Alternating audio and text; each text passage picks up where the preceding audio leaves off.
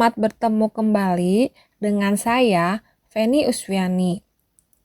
Pada kesempatan ini, kita akan mempelajari materi tentang DNA. Apa itu DNA? DNA merupakan singkatan dari deoksiribonucleic acid. DNA dimiliki oleh sel. Informasi genetiknya disebut genom. DNA dikemas sedemikian rupa menjadi kromosom. Kromosom pada spesies eukariot memiliki jumlah yang khas dalam setiap nukleus sel. Misalnya, masing-masing nukleus sel somatik atau sel tubuh manusia mengandung 46 kromosom atau 23 pasang kromosom. Ini terdiri dari 22 pasang autosom, yaitu kromosom yang terdapat pada sel tubuh, dan satu pasang kromosom seks, yaitu kromosom yang terdapat pada gamet.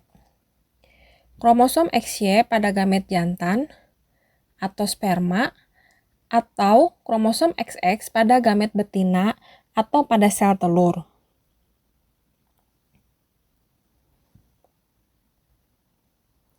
Jumlah kromosom dalam sel somatik sangat bervariasi pada spesies-spesies yang berbeda.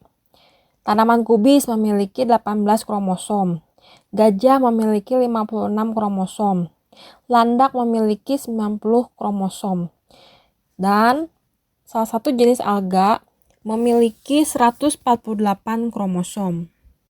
Kromosom pada sel eukariot terletak di dalam inti sel.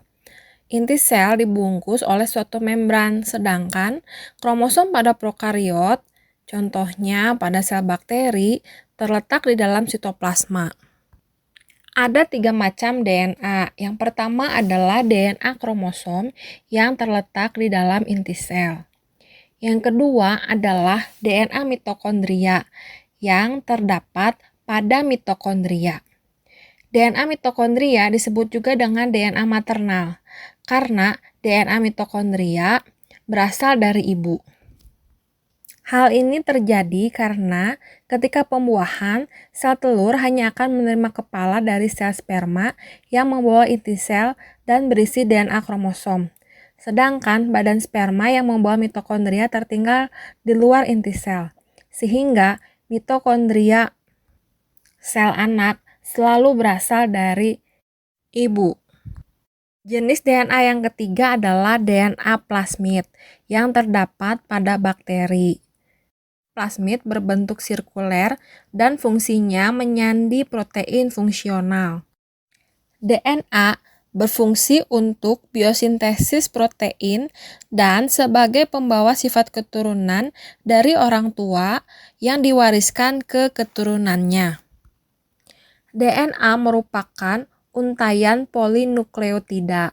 Jadi dapat dikatakan DNA tersusun dari monomer-monomer atau mononukleotida yang bergabung dengan mononukleotida lainnya dan membentuk untai panjang. Mononukleotida sendiri tersusun dari basa nitrogen, gula pentosa, dan gugus fosfat. Basa nitrogen terdiri dari 2 kelompok, yaitu basa purin dan basa pirimidin. Yang termasuk ke basa purin adalah adenin dan guanin. Sementara yang termasuk basa pirimidin adalah timin, urasil, dan sitosin. Komponen penyusun mononukleotida lainnya adalah gula pentosa atau gula 5 karbon, yakni gula 2-deoksiribosa. Mononukleotida 1 dengan mononukleotida yang lainnya dihubungkan oleh ikatan fosfodiester. Perhatikan gambar.